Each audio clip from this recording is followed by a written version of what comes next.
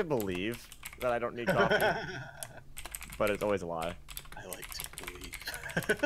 I like to, like today I was like, oh man, I haven't had coffee all day. I'm so good after dinner. I was like, you know, it's good coffee. Okay, I think we're live. I'm pretty sure. Are we live? Yeah, we're live. We did it. Yay, we did pressed it. buttons. We pressed buttons. All right, perfect. Hello, everybody. Hello. Hello. Hello. Thank you guys for waiting so patiently. We were having technical difficulties. We got everything fixed, and Discord was being a butt, so we kicked Discord in the butt, and then now we're better. All right, so let's get this started. Welcome to our 6th episode of Eye of the Storm. We're your hosts, Kagirii and Vipey. And during our episode today, we'll be talking about the psychology of team games, how to better work together, how to recognize and prevent tilt, and how to communicate better with your teammates. Our guest today is Romedy. He is the psychologist for HeroesHearth Esports. Thank you so much for joining us. Thank you for having me. I appreciate it. Yeah. Can you tell us a little bit about yourself and like if we can find you anywhere online or what you do? So I'm most active on Twitter. It's just at Romedy and then the letter is MC. I do have a Twitch channel, but I tend to not stream very much. Unfortunately, I'm oftentimes busy with other things. But that's at Romedy MC again on Twitch. And those are really the two big places that you can track me down. Awesome. And how about you, Vipey? Where can we find you? Most days at Starbucks, but normally at Twitch TV/Vipey or Instagram and Twitter, Vipey_. Nice. So I think we're just gonna dive in into the content because I have a feeling this is going to be a really lengthy episode. Not too long, but it's going to be deep and very deep discussion. So if anybody in chat has any questions, please feel free to @ me or Vipey, and we will try to get them answered in a timely manner for you. So I did this morning ask a few of my community members what they wanted to what they wanted us to hear.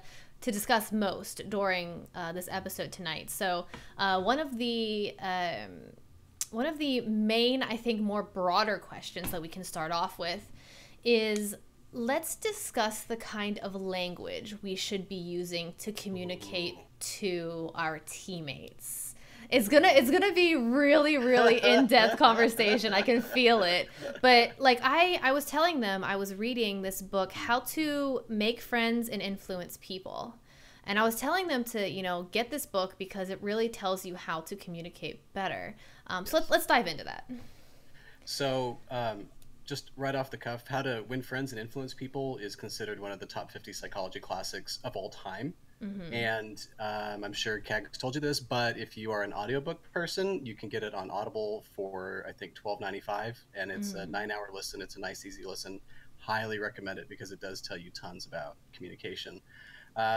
So there's aspects of communication. There's all these different things, and it brings up a whole bunch of different stuff in my head.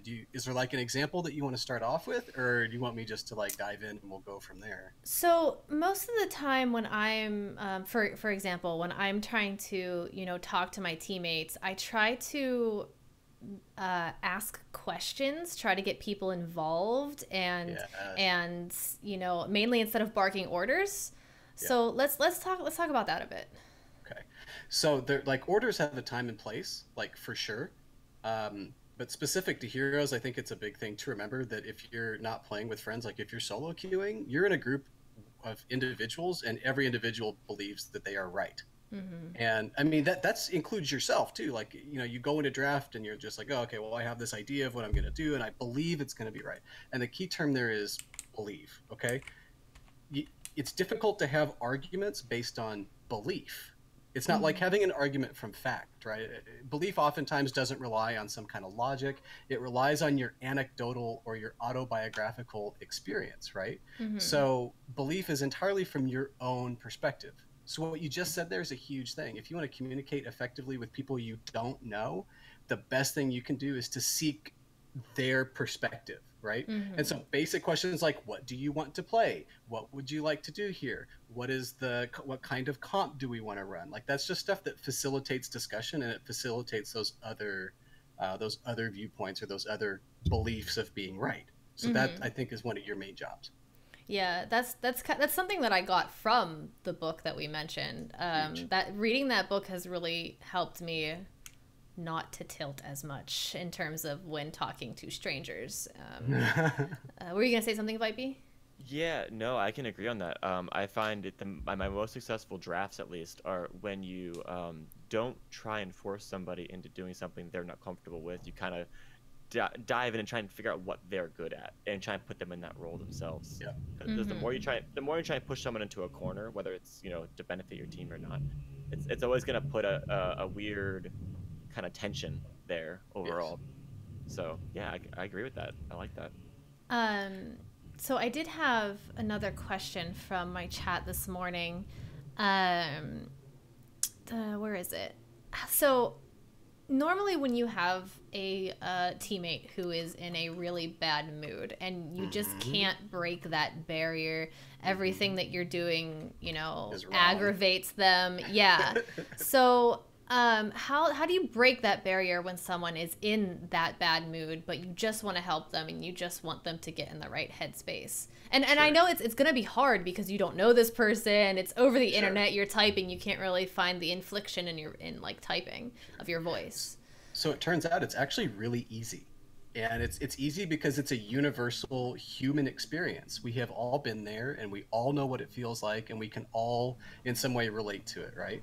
So I'm going to answer your question by providing us first an emotional definition, and then we'll go and do a couple examples, because that I can't answer stuff with just do this. Like, I have to know the why behind it. So here's the why. What you're talking about there is a thing called anger, and every human being, I can reasonably assume if you're a human being, you have experienced anger, right? Well, in school we don't get definitions for this stuff, which is why I have spent the last decade of my life doing this so I can give you definitions. That's not true. It just happened on it. So anger is the emotion we experience when a goal of ours has been thwarted. So we have this goal, and now there's an obstacle in it. And so anger is this enabling emotion that allows us to overcome those obstacles, right? Which is why if you think about times you've been angry, you can feel the adrenaline rush, your heart rate's pumping, you're sweating a little bit, like you can feel the blood flow to your thighs, all of that stuff kicks in with anger. So if we know that it's a goal that's been thwarted, we can reasonably assume that if our teammate is in a terrible mood and they're angry, there has been some goal that they haven't achieved. Well, the goal is winning, right? That's the goal. That's what we want to do in games. So we can reasonably assume they're not winning the game. Now, there's other stuff that we can start to talk about, but it really digs into it a little further. Like if we had a whole show just on this topic, we could get there right. But at the core of it, that's what's going on. So the easiest way to head off anger, it turns out research suggests you have to have a voice and you have to have validation for anger. So the next time you're in an argument with somebody, it's really hard to do, but the next time you're in an argument with somebody, you can just say, what is it that you want right now? And that just gives a validation to your anger. I can see that you're angry about something. You have a goal that's been upset. What is it that you are wanting? And that's how you overcome that kind of thing. So if you put that into chat, or if you say that in voice, you cannot be simultaneously angry and answer that question. It's a cognitive state that cannot exist, right? So what is it that you are wanting me to do right now is a real specific one that I ask a lot. Now, unfortunately, the answer you get is stop sucking. And that's not, that's not really something that you can control all that much, right? But at the same point, you can say, okay, well, help me not do that, right? What are the specific things you're wanting me to do right now? Sorry, I just hit my camera, everybody who's watching that. Right. So that's the answer to your question, is to just say, what is it that you want from me right now? Right. Yeah, that's oh man, stop sucking. I just can't get over it. There's like an explosion in my mind. I'm like, I'm gonna go try that. What do you want? Tell me what you want. Yeah, but I mean, that's it though, right? And it's universal. Like all of us have been there. So yeah. So what happens if, like, so usually in that when you have somebody who is just so set on the fact, like I had someone today in the beginning of my match, right at the draft, they said GG because we had 2 mages. And I feel like that mindset is really what, you know, helps you lose. Like, I feel like if you have that mindset, you are going to secure your loss right from the beginning. But if you have someone on the team, like I try to just be like, hey, you know, we can do this. We just got to play to our team's strengths and our weaknesses, and you know, we can do this. But you know, it's really hard to get someone out of that, oh my god, this is the end state of mind. So I don't really know how to, and aside from like muting them, I don't really know what else to do to get them out of that state of mind. Like, how do you prevent from tilting? How do you prevent your teammates from tilting? So you asked me 2 questions right there. So which one do you want to answer first? How do you prevent yourself from tilting? Because that one I have a good answer to. How do you prevent your teammates from tilting? I have a very short, succinct answer that you're not gonna like. Okay, let's do the short one first. Okay. So here's the thing, and if anybody spent time with me, you know, the HeroesHearth boys, you know, anybody who's been in a coaching session with me before, you've heard this, and you've heard it so many times that you're sick of it. Focus on the things you can control, and then truly let go of the things outside of your control. Your teammates are outside of your control, and so the unsatisfying answer is you can't. And it doesn't matter how much you want it or how hard you're going to work at it.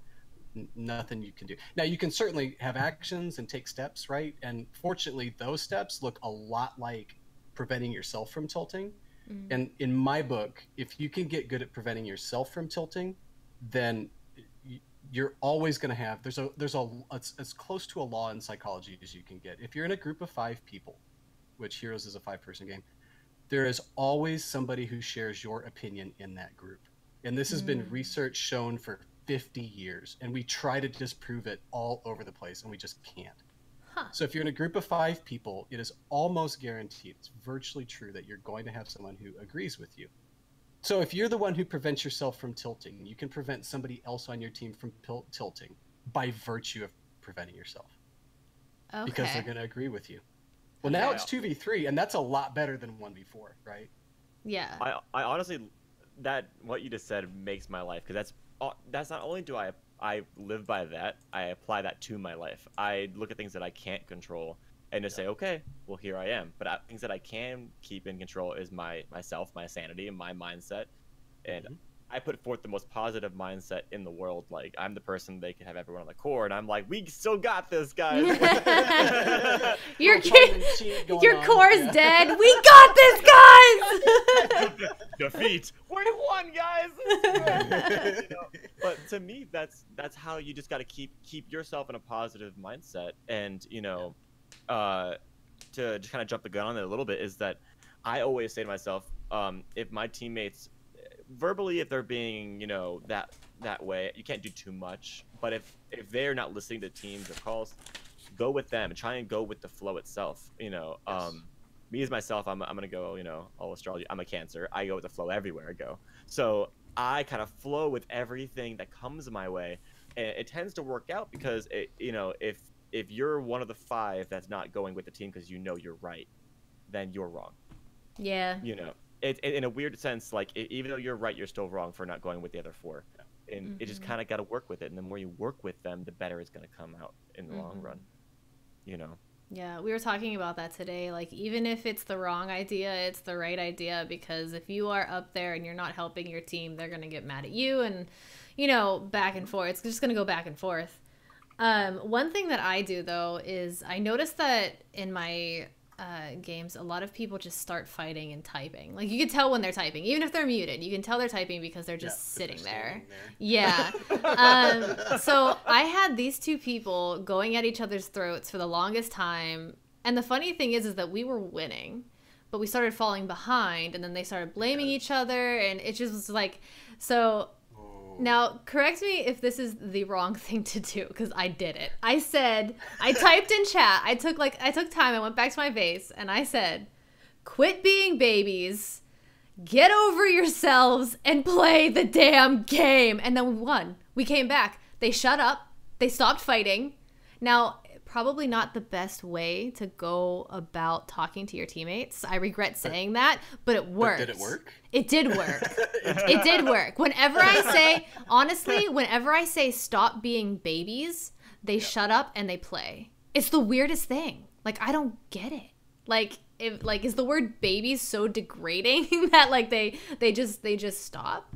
Like, I don't. When you call them out on something. Yeah, like if you call somebody out on something, they're more likely to just be like, "What? Like, just stop fighting."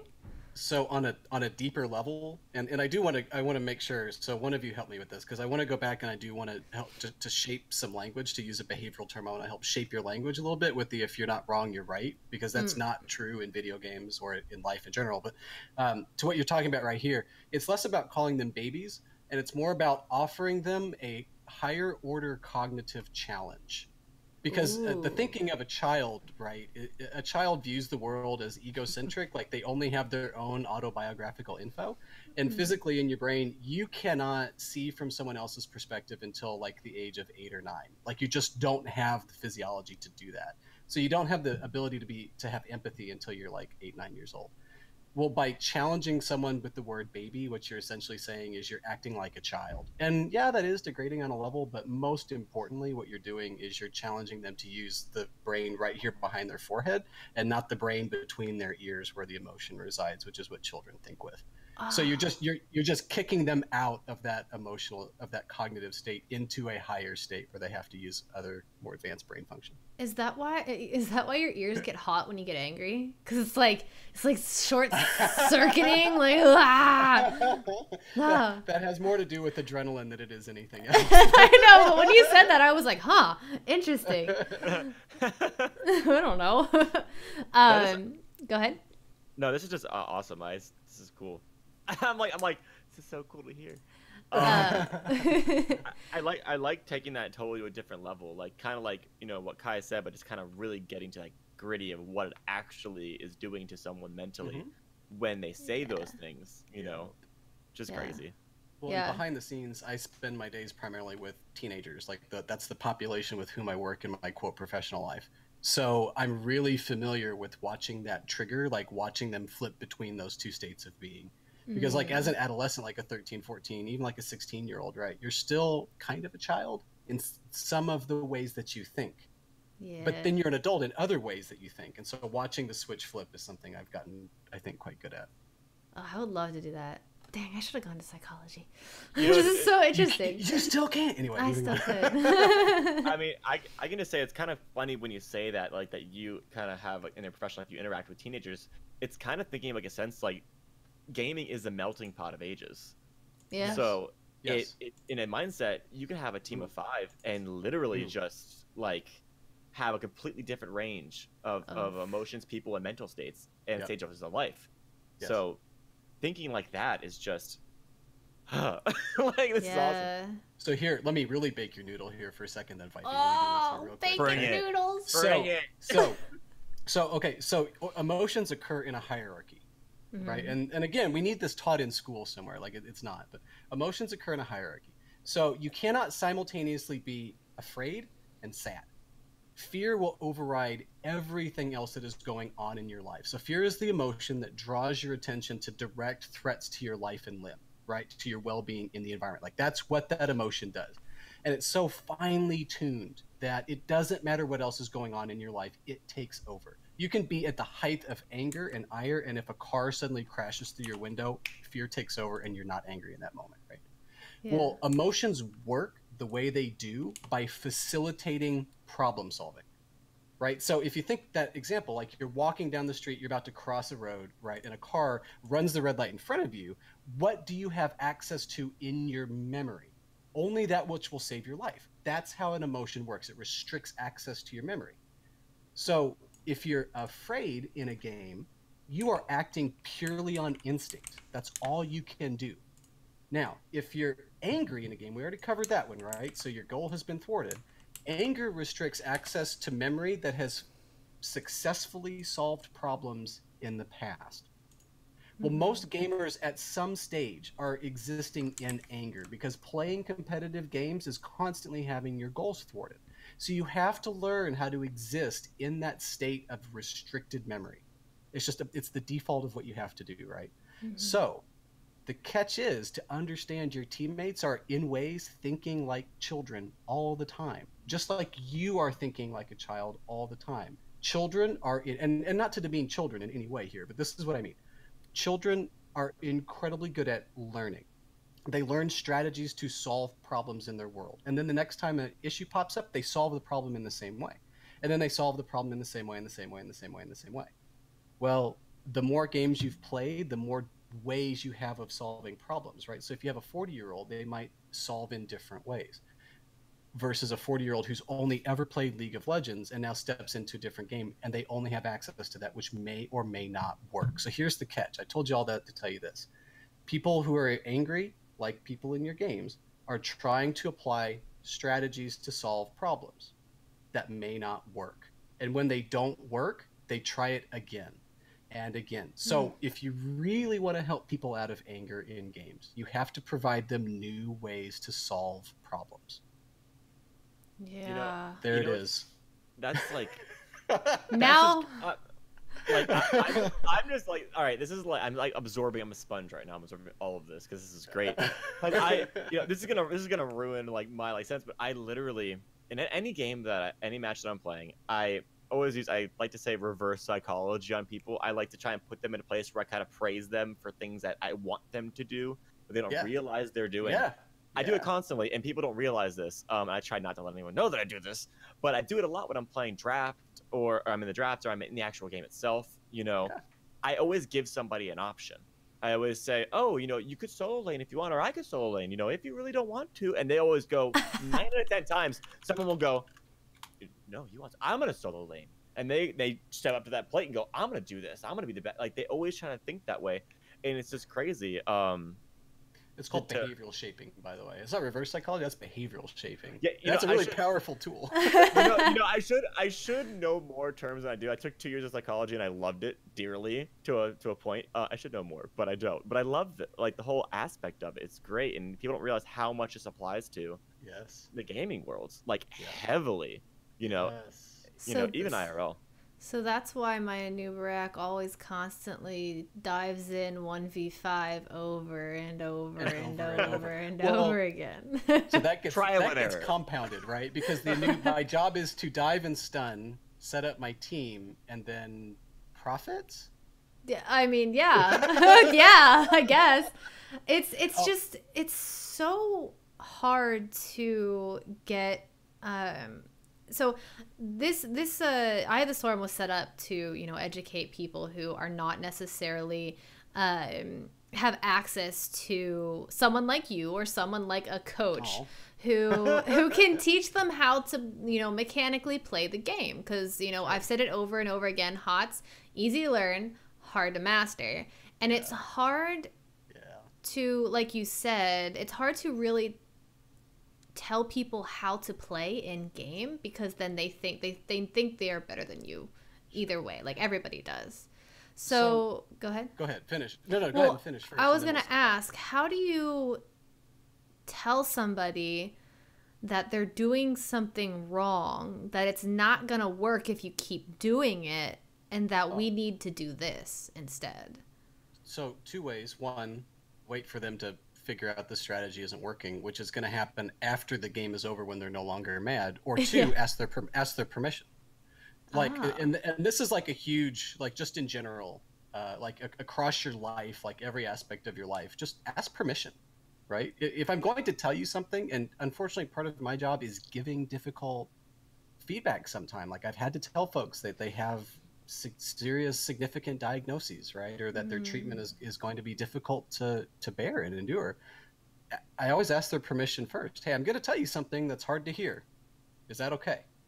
Right now, for a stranger, they're not going to care, and they're probably not going to listen to you anyway, so I wouldn't waste your time on it, right? But for a teammate or somebody that you play with a lot, like if you see something happening in the game, so here there's 2 things here, I guess.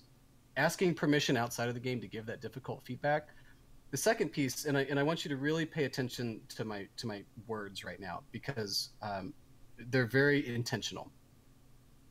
When something has happened and you're back in the Hall of Storms and you're thinking about it, if you want to give somebody feedback, then the phrase I think is best is, I wanted you to do that.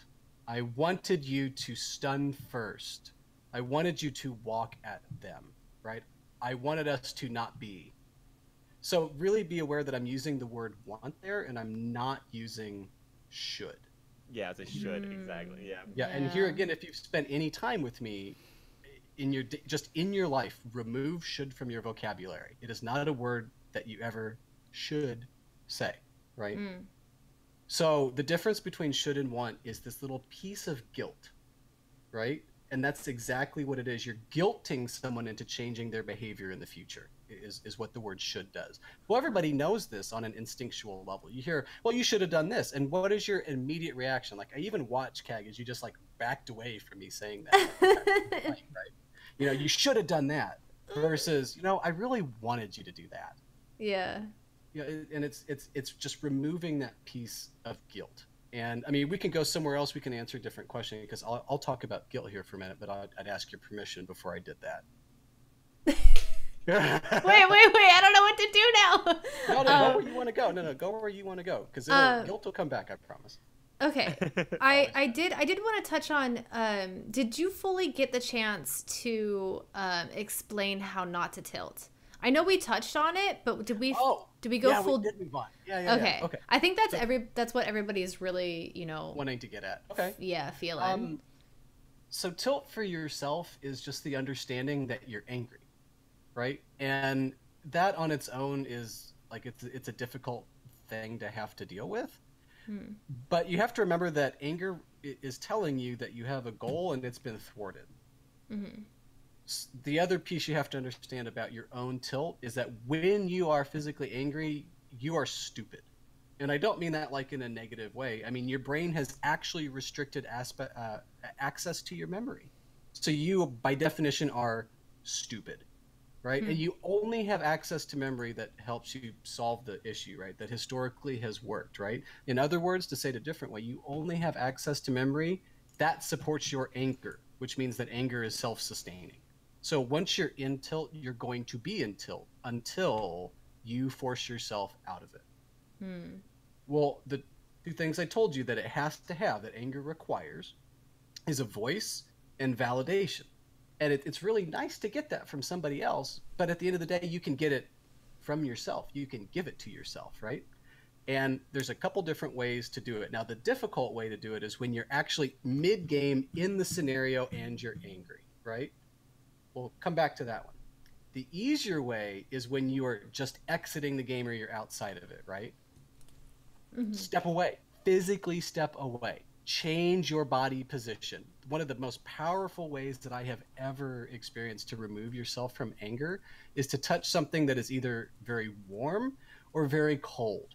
So something as simple as going for a shower, doesn't matter, or a bath, whatever your flavor is, will reset your emotion.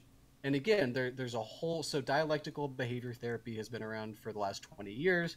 This is a huge aspect, a huge component of DBT. It's also my primary therapy modality. I operate in DBT quite a lot, like on a daily basis. This is called emotion regulation.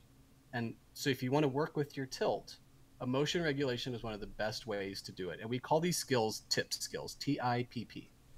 T is for temperature. Keep an ice cold water bottle or an ice cold energy drink or whatever it is you have around you and just put it to your forehead. That simple act, your body cannot cognitively be in the state of being cold and angry. Like, you have to choose one or the other. So it doesn't always work, right? But if you just focus on the cold, you step out of the anger. Like, you're forcing yourself away from it. One of the P stands for physical exercise. So why do you always feel like your emotions are reset after you've gone for a run? Well, that's one of the reasons, right? If you ramp up the intensity on your exercise, if you just step away and do, say, 15 burpees, just ram them out in a minute, well, that's going to reset your tilt, right? There's different strategies that work for everybody, but at the core of it is you have to force yourself outside of that emotion because it's not going to let you do it yourself. Right. So those are the easy ways. The hard way is to physically sit yourself down, to pause for a moment, right? To just push the stop button and say, I am angry. What is my emotion trying to tell me? Well, if it's anger, we know you've had a goal thwarted. You wanted to win a team fight. You wanted to hit that skill shot. You wanted to end the game, right? And here again, I'm using the word want because internally we say want. Externally we say should. And that's why I say remove the guilt. Talk to others as you want to talk to yourself. So, if you can go back to the Hall of Storms and force yourself to monitor, is my heart rate up? Am I sweating? Do I feel the adrenaline starting to go? Those are the signs of anger, right? And if you can do that and say, what is it I wanted just now? I wanted to win that team fight. What happened?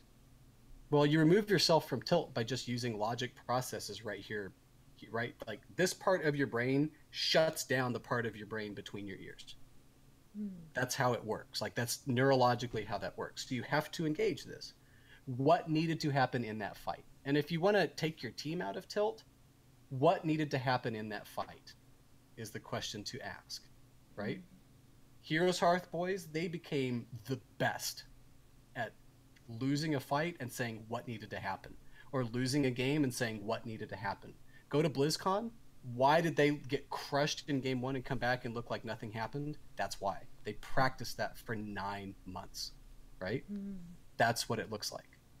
So this stuff works, and there's your example for how this stuff works, right? Yeah. I'm just speechless. I'm gonna sit here and just listen. Okay. For me, it's the water bottle. If I have a cold water bottle and I just put it to my forehead, it just kicks me out of tilt, just like that.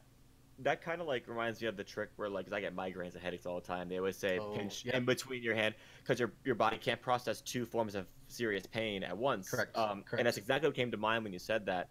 And that's honestly amazing. And that's why I guess physical activity is a great way to mood stabilize, which is fantastic. This is some great life stuff in general, not just. It's all connected, man. It's all connected. Living for this. Let's go. Let's go. Where are we dropping? Let's go. Let's go. So someone from chat, Ephilopolis, I love your name, by the way. Ephilopolis, that's amazing. I know, right? Asks, do you think that everyone has a time where they need to be angry? Like they just got to get it out of their system? So I want to reframe your question just a little bit, because a time when you need to be angry is, to me, it's a little, and I don't mean this in a negative way. Like these are just the words coming to my head. I want to be aware of time, but anger just is. Your emotions are valid simply because they are, right? You're experiencing it, which means something in your environment has cued an emotional response, right? It happens. Fear cues, things that are really scary and threatening. Anger cues thwarted goals. Sadness cues things that used to be there and no longer are, right? Your emotional experience happens because of the environmental cue, right? So it's valid simply because it is. Now, if someone just continues to exist in their anger, it's because they have not moved past the fact that their goal has been thwarted. Anger that just persists is a lack of one of 2 things. It's the lack of giving it the voice, which means identifying what the goal was, or it's the lack of validation, meaning it's okay for me to be angry right now, right? Remember, anger is an enabling emotion, right? It turns the body physically on, right? It allows you to do things. So if you just exist in that state and you're not doing anything, there's a lot of health issues that actually comes from that down the road. Unfortunately, it looks like a lot of stress stuff. So somebody just needs to be angry right now. If you go ask them if their response to, you questioning what happened, what goal did you have, how has it been thwarted, is to say, I just need to be angry right now. I question. But at the same time, everybody processes their emotion in the way that they want to, right? I just question it because I don't view it as the most healthy. But for that person, I will not say it's not the most adaptive. It may absolutely be the most adaptive for them. It's almost like you're saying, like, I mean, all emotions are valid, but it's to a point where, like, you can be sad, but your body is telling you you're sad, but you have to discover for yourself why you're sad. Otherwise, you're just in a state. Same thing with being angry. Exactly. Right? Right. Yeah.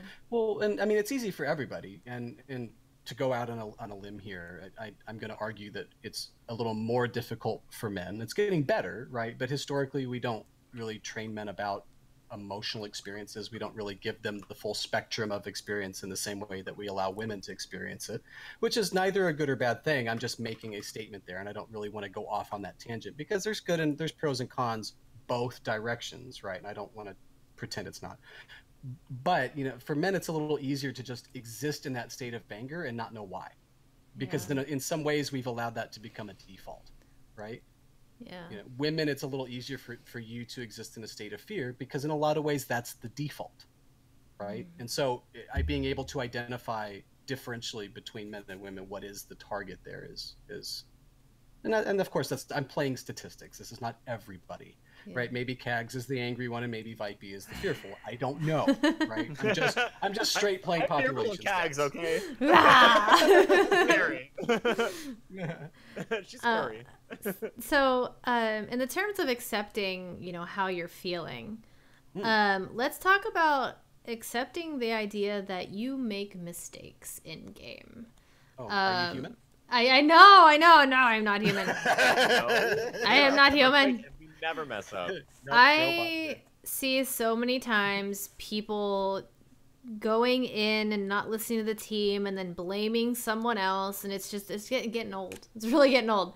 So I want to talk about, how to get to that state where you finally realize that, dang, I messed that up. I really did bad there, instead of just being like focusing on, the other person dying. Well, why did that person die? Because I fucked up. Like, how do you how do you get into that mindset? Okay. So I love when you ask me these questions because this is the second mind blower for tonight. I think this is the second thing that when I presented this to Ish and Crone and BBJ, there was just dead silence in the room. And when that's the reaction, then I feel like I've really done something meaningful and impactful, which is why I've set it up like this. Here's the thing. No single action in a video game, in a competitive video game, even in a solo video game, no single action occurs in isolation, occurs in a vacuum. It doesn't. It's ludicrous. When you get to the end of a game, when the core dies, whichever side it is, the last shot on the core is the culmination of every single individual action taken by the 10 players and the AI for that 20 odd minutes. Nothing occurs in isolation. So if you want to go ahead and start assigning blame to people, the maximum amount of blame you can assign to any single person is 20% on your team. That's it. I will not allow you to assign more because you don't act in isolation. You may have the last action that leads to the team wipe, that leads to the end of the game. You just happen to, in that game, be the one who had that action. Mm-hmm. That single action is the result of everything that happened in front of it. You will never convince me that you are the one to blame for that. I will take the 20% of my blame in that situation. I will say, you know what? That was a stupid press of my Q and then E. You're right. That was dumb. I didn't have to press my Q and E if you had not been out of position. You would not have been out of position if this person had not made the call in voice. That person would not have made the call in voice if we had not been and back and back and back and back and back, right?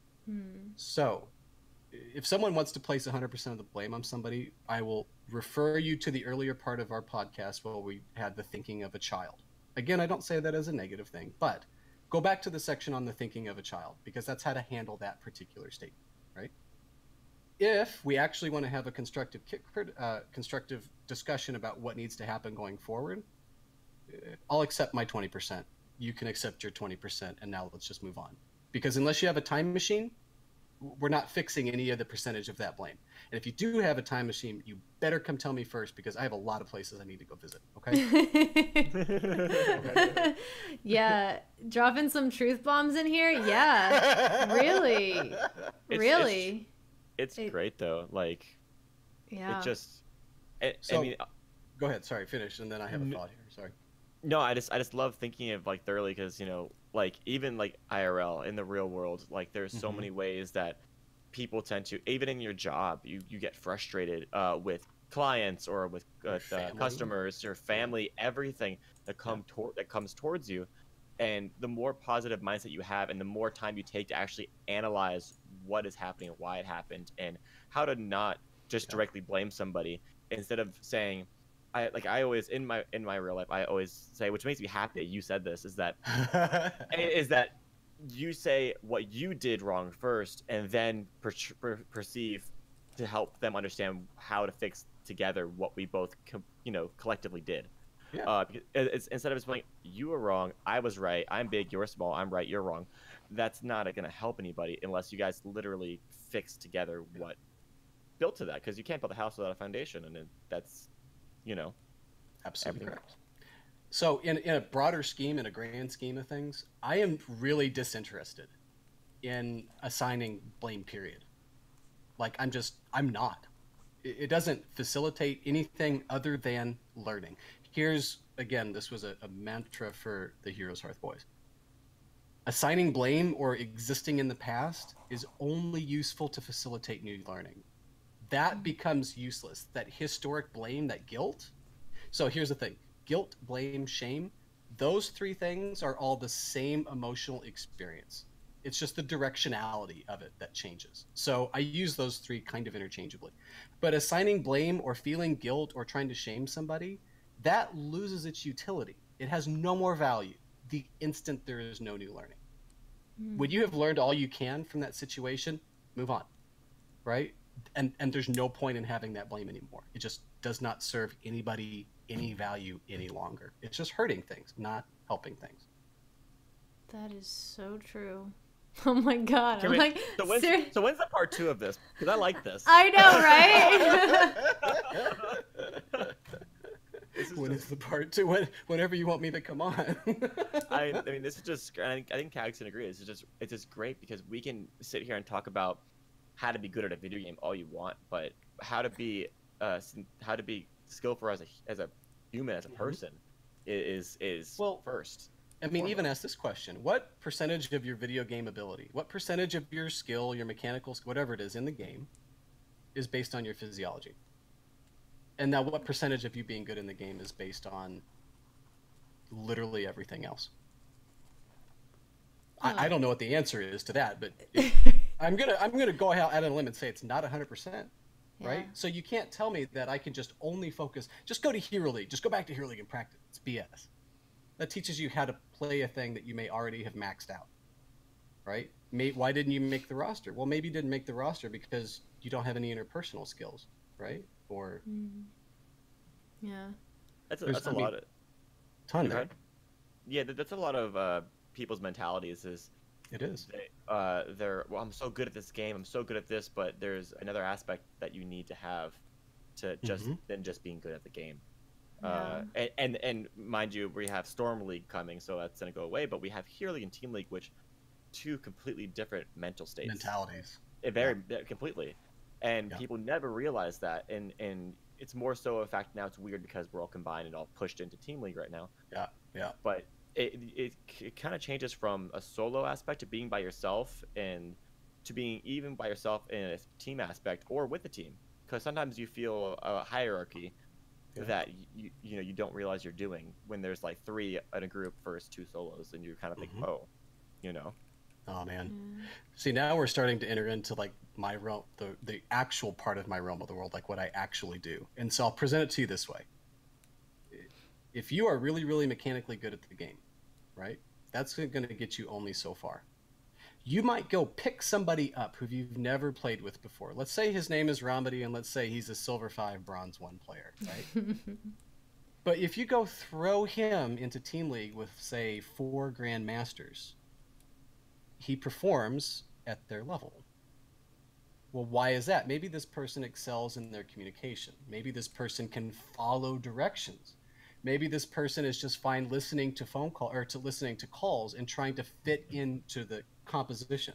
Maybe they have knowledge of the game that's beyond what their actual skill, the quick mechanical skill, is too. And why is this important to everybody?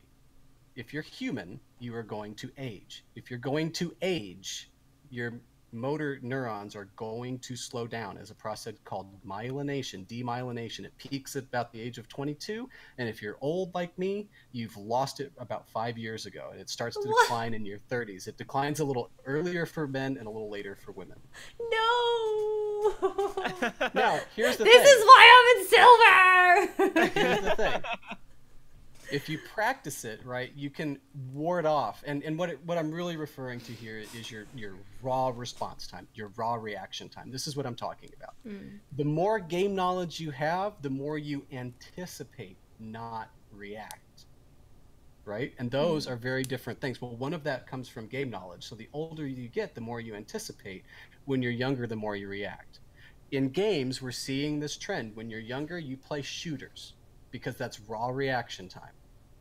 As you get older and age, you age into RTS games, strategy games like StarCraft, because you develop more here behind your skull and you can handle more raw processes at the same time. As you get older, you age into MOBAs, because you age out of those slower than in other games, because it's your anticipation and knowledge, not raw reaction. Right? So this is just grand, big picture thinking here. Like, these are, now, what is a piece of anticipation? How do we tie this together? If you're tilted, you're not anticipating. You can't. Your brain chemistry has sealed off that part of your memory. You can't do it. So if you're tilted, you're reacting, which is why you play poor or tilted. And here's the big catch. As you age, it gets worse. Okay, so I'm not just bad at Apex. I'm just old. I'm not bad. I'm just old. Yeah, but you're a girl, which means you retain that stuff slightly longer than men do, so. That's true. So I'm amazing. I'm screwed. You're screwed, Vipey. I'm screwed. Like, I'm like, this is just. Oh, so the people who are impatient, they're probably the younger players. So that's a good guess. Yeah, there's probably a percentage of impatience, people who just haven't emotionally had to adjust. There's probably time constraints. Maybe they can only play 1 or 2 games, so they're impatient about it. Yeah, that's true. There's a lot of stuff that goes into that, but generally speaking, you can make. Yeah. Oh man. I had so many thoughts. I had so many things I wanted to say, but my mind is just like. I was like, you're just old, Vipey. Get over it. I'm just an old man. Don't mind me in my coffee. Hold on. Oh, you were saying I forgot what a MOBA is. Coffee facilitates that reaction time, by the way. Perfect. Oh, more coffee. It's my third cup. React. Oh my god. So I wanna move on. I want to ask this now we might have touched on this. I don't know if this is a whole new topic we can discuss, or if we've already kind of discussed it. How can you? Now, I don't know if this is the same thing as trying to get yourself out of tilt mode, but is tunnel vision the same thing as tilting? Like, if you start getting tunnel vision, it's the same thing. That's the chemical experience of your emotion. Yeah. Okay. Yep. Just wanted to make sure. Now, with tunnel vision, if you find people are tunneling, if they haven't played other roles, like if you have a tank that just tunnels onto, Focus the Morales or Mocus the Feralis, right, for the heroes thing. If you have a Muradin who just is always jumping in doing that, right, and they're just tunneling in, it's maybe because they haven't played the assassin role and they don't understand the assassin can't physically damage the Morales, right? Or they haven't played the support role. So the more experience they have with stuff, the better you can make that tunnel vision. The other exercise you can do there is you can go get, for League of Legends, there is every 5 seconds, like on YouTube, you can search it. There's a bell that dings, and when it dings, it's a map awareness exercise. When the bell dings, you're supposed to check your map. You can use that a ton of different ways, right? When the bell dings, you can just force yourself to look at your team and see where the positioning is, right? So you can use that exercise to help negate your tunnel vision. That's really good because the map is hella important in HOTS. Yes. You should be looking at yeah. your map more Stare at the than your character, honestly. map? No, Vipey! Oh, I'm gonna smack you. I was told. McIntyre swears there's a map. I don't know. swear. I think it's a toggable feature. I think you have You the have to option unlock put it. on there. Yeah, I'm not sure. I haven't seen it. I think it's a myth. Oh my god, toxic. But I sorry, Kags. Really No, fast. go ahead.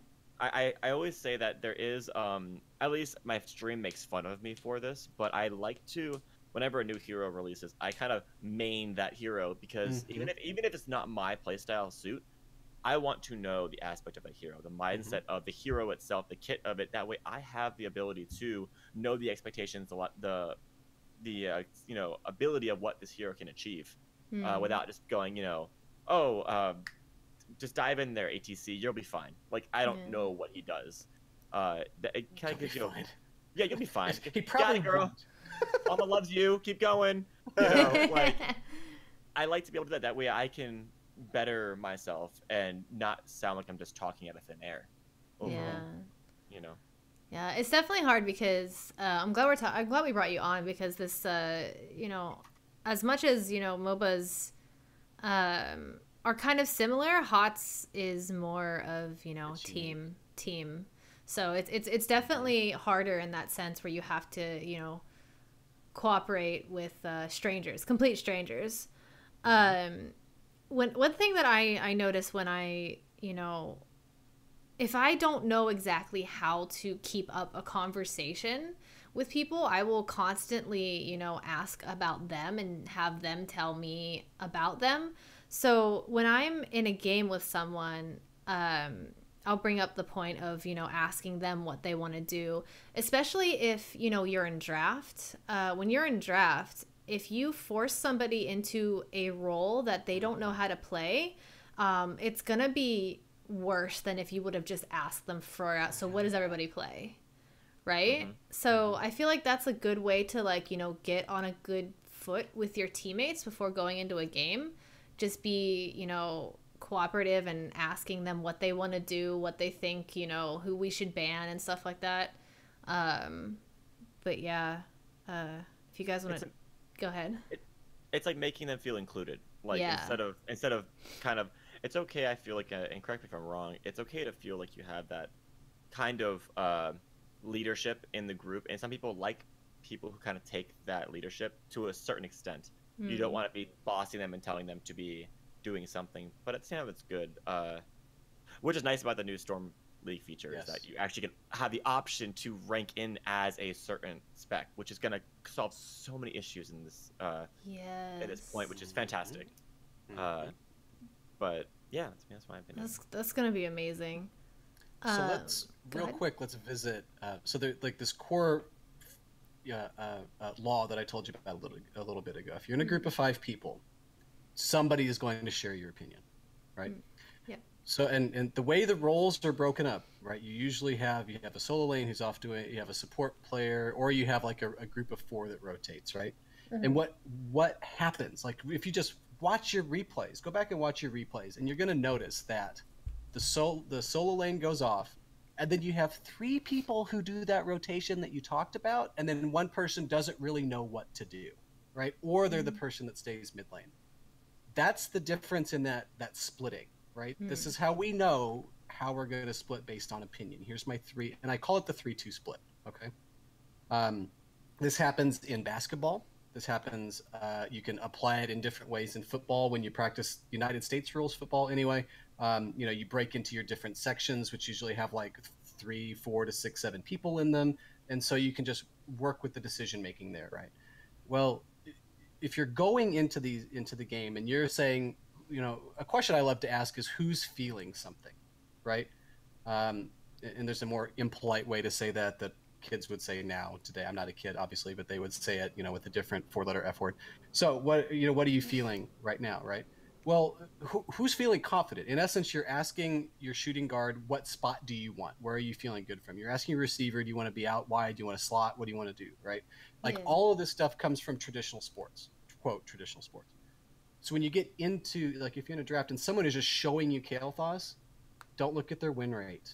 Just don't do that. Here's the thing. Win rate can be horrible from when they were learning the hero. Win rate tells you how they have played it in the past. That doesn't tell you how it's going to play it right now. And a population statistic means nothing to the individual, right? So if you have 1,000 games on Sylvanas and a 30% win rate, that doesn't mean you don't get them in one of those 70% wins, right? It just doesn't. So be careful about doing that. While I'm on the subject of the 3-2 split, here's the other way you can do this. If someone puts out an opinion and your opinion's different, you have an ally. Remember, put your opinion out there. We don't like conflict. We shy away from conflict. So oftentimes when there is that, and it's guaranteed, there is a conflict in your team, right? Well, if you're in the high end of the pro scene in whatever sport it is, that sets your limit for how good you are. The difference, how far away those two decision makers are, that sets it apart. That's how you lose the game, right? Mm-hmm. Why are the Koreans so much better in things? And, you know, well, they've worked on that decision making for literally their entire lives, right? If you've grown up in the United States, you've been told, have your own opinion. Well, it looks different across cultures, okay? So put your opinion out there. I'm going to call out some of the Heroes Hearth boys because the two who were in conflict were Ishbu and McIntyre. They talked constantly. I mean, constantly. And that was learned behavior because they were constantly having the two opinions out there. Instead of shying away from the conflict, you have to go into the conflict because the actual answer, the actual solution to your team's problem lies somewhere between those two things. So here's the major, if there's a major lesson for tonight, there's not, but if there's a major lesson, here it is. Earlier on, and we're returning to it because I'm cool like that. Earlier on, you said, if you're not right, you're wrong. If you're not wrong, you're right, right? So you're talking about the person who's off doing their own thing. Well, that's the other opinion. And you said, well, go with that person and do that thing, which is fine. You're just setting the 3-2 split on, you know, openly so everybody sees what it is, right? Well, maybe it's not that big in an actual game, right? But if you go into the conflict, you're going to find that the actual answers exist in the middle somewhere. No individual decision, here's the lesson, sorry, I'm long-winded. Here's a lesson. No individual decision in a video game is ever the absolute right or absolute wrong decision. This is a spectrum of correctness, right? You might say, well, Mr. Romedy, Professor Psychology dude, clearly there's times when you go hit the core. That's approaching the absolute right decision, right? It's not 100%, but you're approaching. It's if you're a math person, it is the limit of the right decision, right? So you cannot view, and we're now back to the very beginning where we started with belief. And I told you that it's really difficult to have arguments from belief, right? It's difficult to have discussions from belief. Because beliefs are on a spectrum of correctness. No belief is absolutely right or wrong. Probably. I'll let that sit out there. But more than likely, a belief is not absolutely right or wrong. Well, if you believe that my choice is right, that implies you're believing everybody else's choice is wrong. Because that's how that works, right? So if you yourself can work to understand that, well, I have chosen what I believe to be right, but it's not the absolute right, then you open yourself up to saying, well, maybe my teammates are right. Maybe they're actually doing the thing that is better. And oftentimes, we're not talking about the 98% versus the 2% choice, right? That's not how the decision-making looks. We're talking about the 55 versus 54% choice, right? So that was my task with Ishbu and McIntyre. It was to get them to come closer and understand. And they both have their own little unique set of skills, which I won't put out there. But they were both very radically different people. And so it was a challenge for them to do it. And it's a testament to both of those people that they did it successfully at the highest of levels. And so down the road, at the end of the day, if you've existed for a long time, it doesn't look like a conflict anymore. It looks like a conflict. And that's completely fine. So there's my big lesson for the night. Okay. I just kind of want to, I'm just reading chat at the same time. Addressing when it comes to, because there's a lot of discussion about someone with the win rate in what you mentioned. When it comes to like win rates, losses, and statistics in game, it's not always going to be the top of, like, it's not always the most important thing. Like, for instance, if you're playing Overwatch, You can be losing, and you can be the person screaming, "I have all the gold medals." That doesn't mean anything. No. That means absolutely nothing. No. You got to remember that these are just things to boost your morale in your mindset. Oh, I have gold's great, yay. It's not going to be the defining factor of your playset, or even the fact like of a hero. You know. So let's just use a practical example, okay, for win rates. All right. So let's say if you go into my profile and you look and you go find my Sergeant Hammer. My Sergeant Hammer has got a 100% win rate in ranked play. Does that mean I'm an amazing Sergeant Hammer? Well, what's the sample size, right? No, that just means I happen to pick it in the right instances. So what a win rate doesn't tell you is how early in the draft was it picked. It doesn't tell you what the team was countering. It doesn't tell you what map it was on. It doesn't tell you if people were willing to work with it. It doesn't tell you any of those things. I happened to pick Sergeant Hammer on a team that was willing to sit in my little circle and babysit me and work to that strength, right? Instead of me being a hammer off in the other lane somewhere else, right? So if you have that 30% win rate Sylvanas, well, was that Sylvanas the original? Was that Sylvanas the rework? Is that in the last? Like, there's just so many questions that you actually cannot find in the launcher, right? And yes, you can go in, I can restrict it to this season only, I can whatever, right? It still is not giving you a picture of that person right now. And here's the real big critique I have on the win rate thing. That person may have been trying to learn. They may have been playing it wrong without knowing it. They could have been intentionally playing it wrong, trying to shoehorn it into something else. Example, they could have been trying to play Artanis like a Nubarak, or you could have been trying to play Arthas like Artanis. Because you problem solve with things that have historically worked. That's why you do that, right?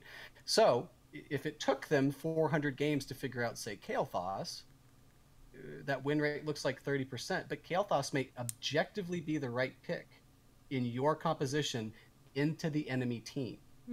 So there's just so many things that you have to think about and consider when you're looking at that. And maybe the best thing you can, sorry, Kags, one thing, maybe the best thing you can do is say, what can I do to make your Kael'thas better? Thank you. Thank you.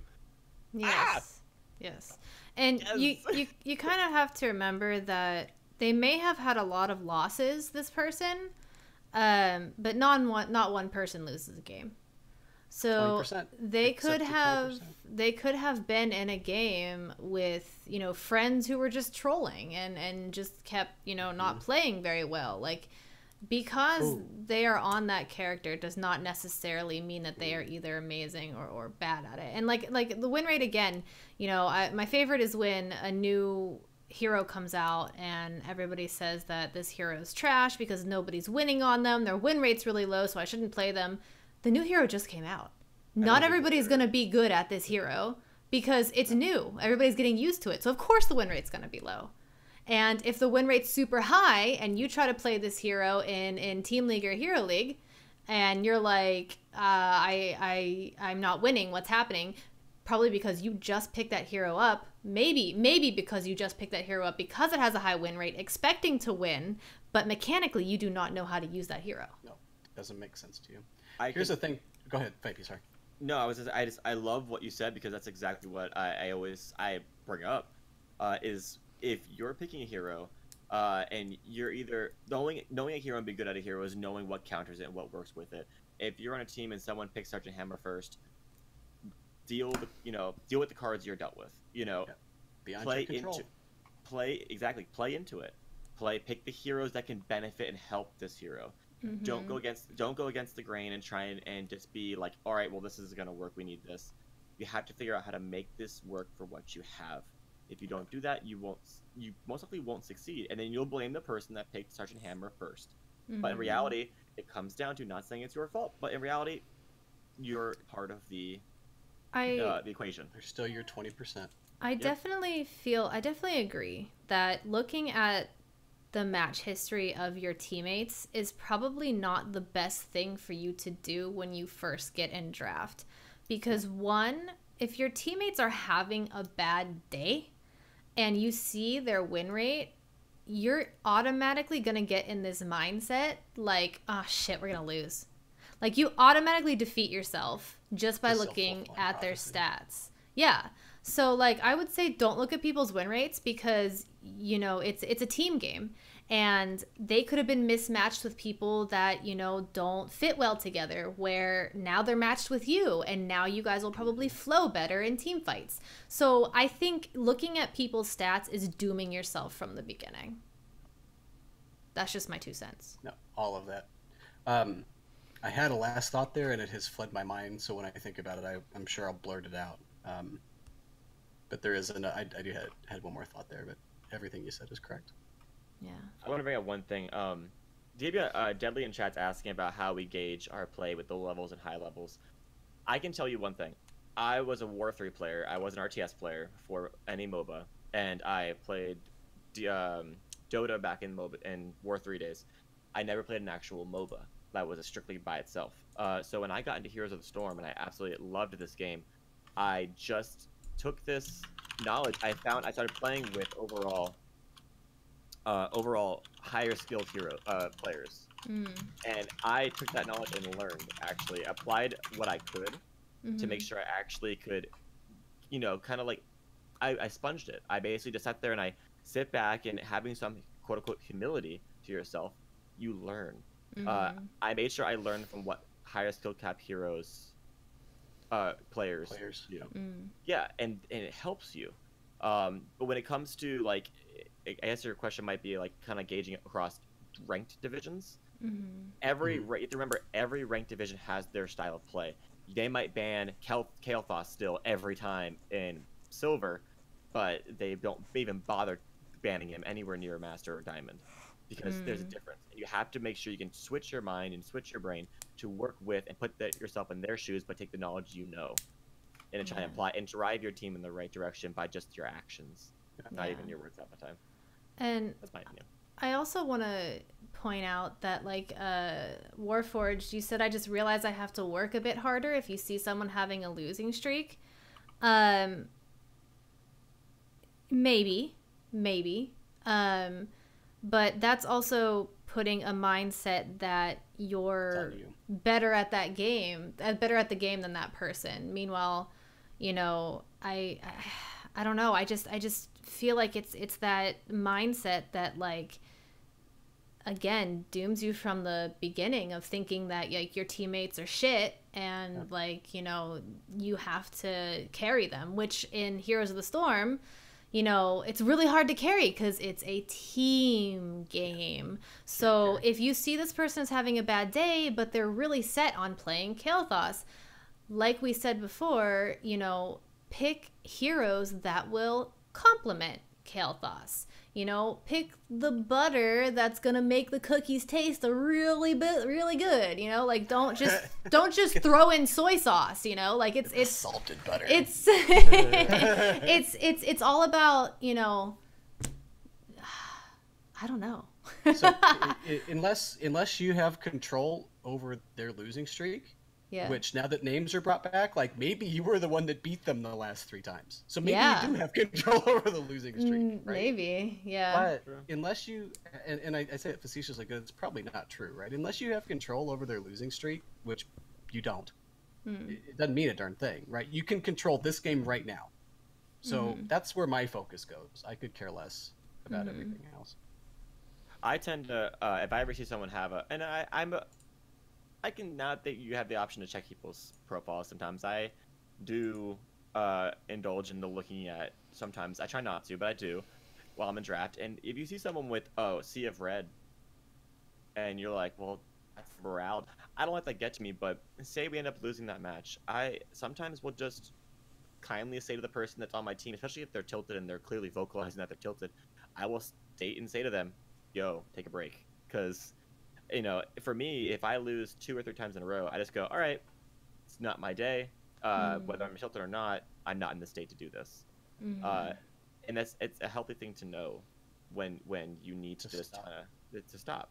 Because if you keep, you know, beating the wall, you know, you're not going to really do much overall. You know. Another thought that occurs to me there is, again, let's use the empathy thing, or let's put ourselves in the shoes. Like, if you're having a losing streak, what are the things that snap you out of the losing streak? What is the thing that you need to hear in a losing streak, right? If you're 4 games in and you get in there and you get into draft and someone has already, looked at your profile and you're like trying to show that second pick offlaner, and you're trying to pick a safe offlaner because they haven't shown any of their damage and you don't know what they've got yet, so you're just showing like Blaze or something, like, oh my god, you lost the last 3 games as Blaze, pick something else. That's the same thing you've been hearing during the losing streak. So how are you being different? Like, that is just now contributing to, right? So instead of, right, how has your Blaze felt today? Right? Do you want to do something different? What are you? I will flex down here, right? Let me help you. Like, how can I help you with this losing streak? Maybe you've got someone who's a one-trick Li Ming and they have been forced on Muradin for the last 3 games, right? Yeah. So there's so many different things that you can think about. Yeah, like I have this thing where, I play a lot of Sonya, and I can play Sonya. Yeah, I can play Sonya so much to the point where I just get tunnel vision with her. And as much as I am really, really decent at her, if I play her way too much, I have to switch because, I just get too impatient, or I've been playing her so much, I'm used to playing her at level 20, and then I get impatient early game, and I focus on getting kills, and so it's that kind of thing where you just sometimes, even though you're good on a character, you just gotta switch it up, refresh your mind. Yeah, there are some heroes in Heroes of the Storm that, by their definition and by their kit, actually allow your brain to think in different ways. When I was first really wanting to learn map awareness, in quick match, all I played was Abathur. It really helped me. I just played Vikings, honestly. Oh yeah, Vikings. Oh, yeah. I forced myself, man. Yeah, it's really good to keep your brain just going, keeping your map awareness to a T. And as a Maiev player, as a Maiev crazy player, she, like we talked about before, she as a hero has 2 different directions. It's either you are watching, which is pun because that's what she does, or you're engaged and you go. But she requires you to keep an eye on the entire battle itself and what's going on. And not only, and this is the fun part, not only your enemy team, but your allies. Because once Maiev engages, if your team is not going ding, then you're in and you're done. Yeah. She can only survive once. So it's all about just knowing when to engage, but also knowing your team, because you can watch enemy team all you want, but if your allied team is nowhere near you or not ready to do what you're doing, you're out of battle. So I do feel like we've kind of like zoned in and singled a little bit, and if possible, like we're getting kind of out of where I'm really good, and we can certainly stay here because I know that this is where you 2 really excel, but I was wondering if we could just kind of zoom us out maybe just a touch more, like kind of back to the team level, because that's again, like that's where I'm different and unique than other people you might have on the show. Yeah, absolutely. Go ahead. Direct us, senpai. Well, no, I mean exactly. So exactly what you said, and just since we're talking Heroes of the Storm, like just a couple other things to keep in mind, because we want to talk about like how do I not tilt, or how do I like communicate better with my teammates, and like there's strategies that I've given, like remove the word should, use the word want, like here, like hold the water bottle to your head when you have the team wipe, come back, right? Like those are just the obvious things, but what Kag said prompted something in my head, right? The way you win a team fight in the first 30 seconds, which I hate walking 5v5 mid to broad, just why? But the way you win the team fight at 30 seconds is different than the way you win the team fight at level 10, is different than the way you win the team fight at 16, is different than the way you win the team fight at 20. So if we want to talk about tilt, there's also the aspect of we have to be able to understand what our group is going to do, but you also have to understand what your opponent wants to do, right? So just because you won that level 10 team fight in one way doesn't mean it's not going to fall apart at level 13. So you always have to be ready. You've got to be prepared to say what went different, right? Or what happened. Because if you've just lost 3 team fights in a row at 10 and you're saying, well, we just need to wait on 20, I would argue that you also need to be figuring out what's going wrong. All right. And there is value sometimes in saying, we are not winning this right now. right? There are times where you just have to be patient, and unfortunately that sometimes puts you in the lose-lose positions where you just have to choose how you lose, right? But being aware of that stuff all the time in your head, you know, if you're going to put, and this is what prompted it was Kag saying GG 3 seconds in. You have no way of knowing that, right? And someone who says that is just someone who believes we're not winning this. Well, how do you deal with that? Why? Like, well, help me understand why you think that. No, because we first pick hammer. Okay, that's not an answer to my question, right? Just like stop sucking is not an answer to my question, right? So I've oftentimes find myself asking them specific leading things, right? Well, we first pick it. Well, what does that mean? Well, camera can't win a game. That's not true.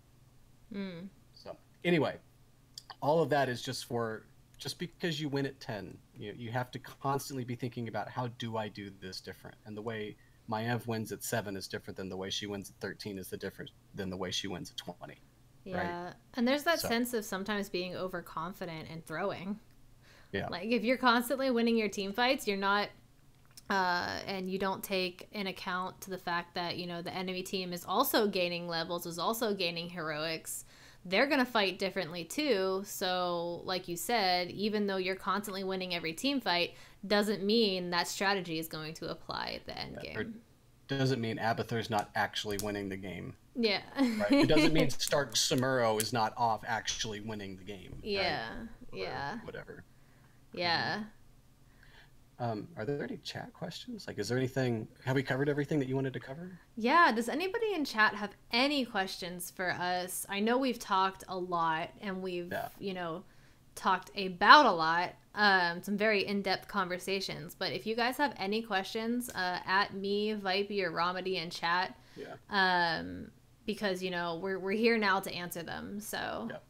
And like in my head, I've got just, you know, hours and hours and hours of material to go talk about, and I don't want to just like shoehorn us into something when it's not what people actually want to hear or talk about. So, what about teams that win team fights but don't push? That's a good question. That might be, is that a Vipey question? That sounds like that's an RTS question. Like that's a macro level answer is what that is. It's more. So it's more so to a point where it's all about executing the time you have at hand. If you don't, you wipe a team, and if you, revel in your glory too long, some people will win a team fight and just don't think of what the possibilities are. You can win a team fight and have 20% health and think, okay, great, I need to go all the way back and heal. No, you can still take that time to actually push and get some value and still have time to go back and heal and be okay. There are certain aspects where there are time crunches and you need to be able to look and see what we can do. What's the closest objective we can get? You're on Volskaya industry and you're going, okay, what do we do here? We can either capture this point or we can take a fort and get that passive XP, or go take a camp, have a turret for the next round when they come back. There's those critical moments that are going to change your team fight 110%. And if you don't do that, sometimes you just kind of no matter if you won the team fight or not, you kind of lost. Because you're losing your advantage. The whole point of winning a team fight is to get an advantage on somebody, whether it's an XP advantage or a strategic time or strategic moment to take something on their side of the map, take their camp, take their fort. You know, you have the possibilities, they're endless. You just gotta know how to execute them as quickly and as thoroughly as possible.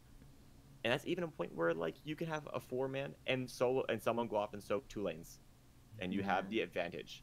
You need to make sure that team fight is worth your time. Yeah, I feel like getting forts is hella important in this meta.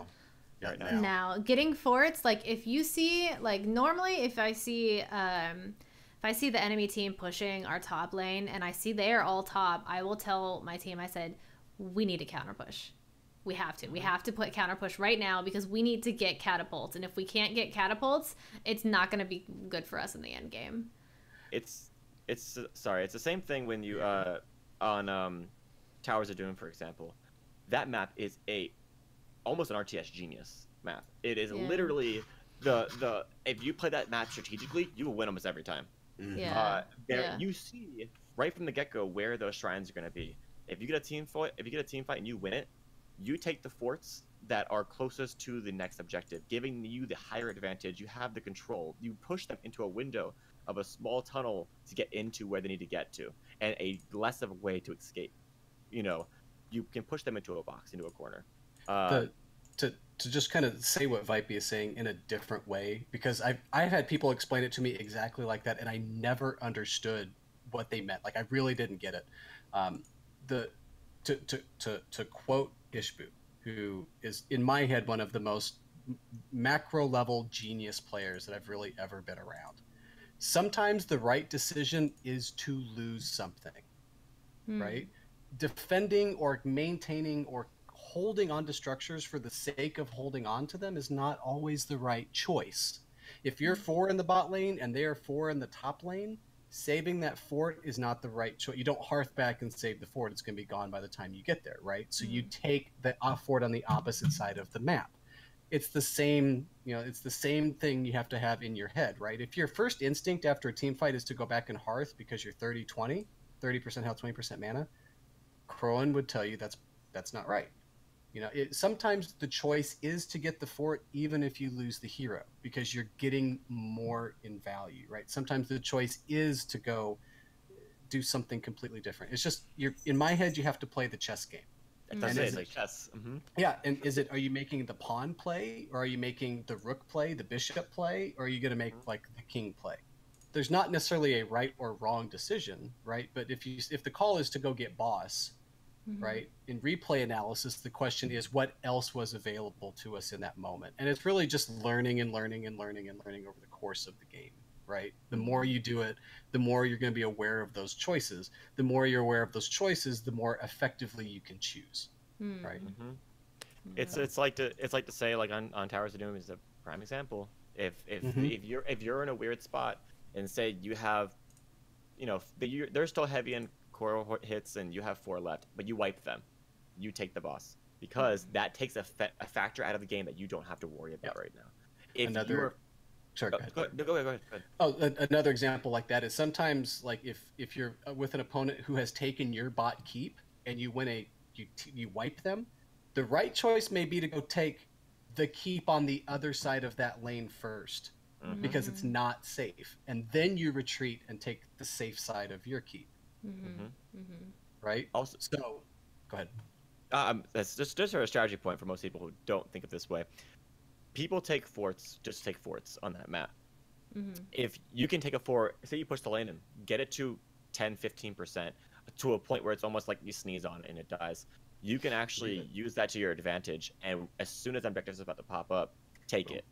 That gives you the high advantage, because that's about what? I think it's 15 seconds before it actually is a structure. Yes. Yeah. And you are basically giving yourself that advantage that team's going to make their way over there to sit there and wait for it to spawn, or they're going to try and take the advantage. If they win, they don't have an extra point. If you win, you have an extra point, and they still have a fort down. Yeah. So I want to just zoom out real quick to the team stuff. I'm not intentionally cutting you off, but this was a huge thing. Go ahead. So if you are used to playing with a group of like 4 or 5 people, and you are queuing into groups of 2 or 3, because now you have the knowledge that your opponent is going to have split decision making, right? 3 people are going to go this way, 2 people will go that way. Abuse that to win the game. If your goal is to win the game, like my goal is to have fun, so I don't necessarily care if I win. Those are not the same thing. But if your goal is to win the game, abuse your opponent's decision making. So how do we not tilt? Well, now let's flip it around. Let's talk about how we start to really push the pressure buttons on the other side, right? Well, on mine, right, if I'm going to go take that fort just like Vipey said, and now we're forcing them into a decision. So in comms, what I would like to hear right there is, let's see where they show. Call, and the catchphrase was always call fort, call fort, call fort. What that means is as soon as on the mini-map a little image shows up on the bot lane, you know you are 4v5 on the objective and you just stomp the accelerator. So in my head, anytime you're winning a fight or whatever it is, what you really want out of that is to start predicting your enemy's movements. Because if I know where they are, I also know where they are not. And if I can put myself in places where they are not, I'm safe and I win advantage, right? But you can also start to predict where the team fractures. You can also start to think of what are they not going to do, or who is going to dissent, or how can I force them into making bad decisions, because that just splits the 3-2 even further than it would normally. So here's the psychology of team games. I want to direct something that's going on in chat. Max, I don't know if you heard the context of the boss taking. It was more the fact of it's a threat to your survival in the game. Right. If you have 4 shots left on your core, and it is a threat to you, if you can like at a point in that game, at that point of the game, you could be anywhere on the map, and they could be anywhere on the map. If they get a rotation on you better, or they can kill that boss quickly, which is very possible, that boss goes down very fast. That is a threat to you. If you win the team fight, you take that boss. That way, you don't have to worry about that threat, and it allows you to have more freedom on the map itself. Mm-hmm. That boss is not a strategic play unless it is a threat to you. Unless it's an actual win condition. Mm-hmm. Exactly. Yeah. All right. Well, if anybody else doesn't have any questions, we've been live for a long time. Last call for questions. If you guys want to talk about anything else, you, Vipey or Romedy, if you want to like make any last minute, suggestions for players or anything. What MMR are we? Oh Lord. I mean, that really doesn't matter. We're talking about psychology of games right now, so unless you think that my MMR, my skill in the game, is going to be reflective on 10 years of education, or having spent time with a pro team, then we can have that discussion. But in my view, like MMR is only respective about how that individual level plays the game. That's all that tells me. Yeah. Someone said this earlier in chat too. It's kind of like the whole factor. Simon Cowell can't sing, but he knows what he's talking about. Yeah. There's a different mindset. Someone can literally play, and I think you mentioned this before earlier, Romedy, that it's to a point where you can play with high level skill players and play at the same level as them because you're able to strategically think that way. Mm-hmm. Not everyone put in the same category can do that. So never think, and that's putting you at a hindrance to think your MMR makes you the best player. Yeah, it doesn't. Yeah, I don't like that at all. If you can approach a game, like if you always, irrespective of your MMR, if you go in saying I'm not the best, I can learn. I always have something to learn from other people. I can always improve. I can always think differently. There's always new solutions to think about. Then that MMR question goes out the window real fast because it truly doesn't matter. Yeah. We talked about this last episode. I think like a lot of the casters and a lot of the people who cast HGC and stuff, not everybody is a grandmaster player. They just know the in and outs of the game really well, and they can analyze it really well. But when they go to play it, it's not like they're like amazing. I don't know. Art says, do you guys think that the changes on Team League are going to help the players? On Storm League, yes. Yes, it's definitely gonna help with drafting, and I hope it helps with cooperation. I really do. I have hope. I think hope. So, yeah. I have a totally different view of that question, which I think they're changes. I think changes just are. They're not necessarily good or bad. The results of them, the reactions are good or bad. So yeah, we'll see what happens. There you go. We'll see what happens. Mm-hmm. That's all I got. Guys. I'm so appreciative of y'all having me on. Thank you so much. Yeah, thank you so much for, giving us so much insight into, our minds. Oh my God. I'm definitely going to have like a sit down and chat with some friends, being like, guys, listen to this. It's gonna be awesome. It's going to be awesome. Go ahead. No, I was so high expectations coming into this cast this time, and honestly, everything was met. It was just absolutely mind-boggling. Cool. It's great. You put a whole perspective on for I think both my Kags, Kags and myself, that it just opens up our minds, and I hope everyone else really takes it to heart, because this is just. And if you haven't watched the whole cast, if you're just coming in, please go back and listen to it, because the start of this is just mind-blowing and continues throughout the whole entire thing. I just think you're great. It's very important in games and in life, so it's definitely something worth a listen.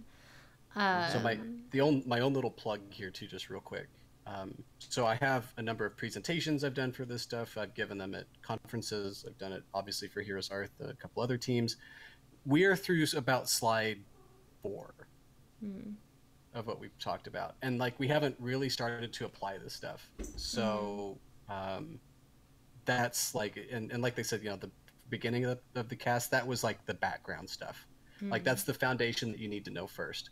I've given you like the 3-2, but we haven't talked about how we actually start to apply it or how we start to exploit it.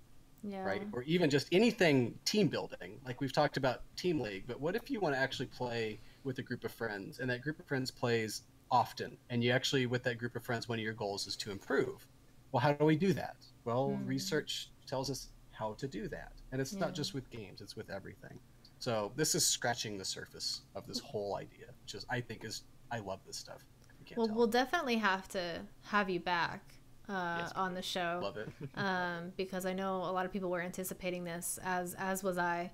But yeah, guys, again, I can't not stress enough to go back and watch this video. Listen to it. It's going to be up on iTunes, Spotify, and YouTube, as well as, you know, our Heroes Hearth podcast. This is, I like to think, as insider knowledge. Romedy is the psychiatrist for Heroes Hearth Esports, the team. And he's helped the players, you know, get through a lot of, you know, obstacles and dealing with, you know, teammates and such. So definitely go back and give this a listen. Where can we follow? Bio real quick. Yeah, I didn't actually give you the full bio. Do you want that? Yeah, definitely. Okay. So you can follow me. I'm on Twitter at RomedyMC. I'm also on Twitch at RomedyMC. I tend to stream very sporadically. Unfortunately, I'm quite busy. I am currently a PhD student at the University of Toledo. I'll actually be moving and going there in the fall. I've been accepted. They're going to actually fund my dissertation, which is on this stuff. I actually get to study this stuff, like officially and publish it. It's nice. I'm currently an adjunct instructor in psychology at Washburn University in Topeka, Kansas. I have worked in a private practice. I've worked in a community mental health setting. I'm licensed as a psychologist in the state.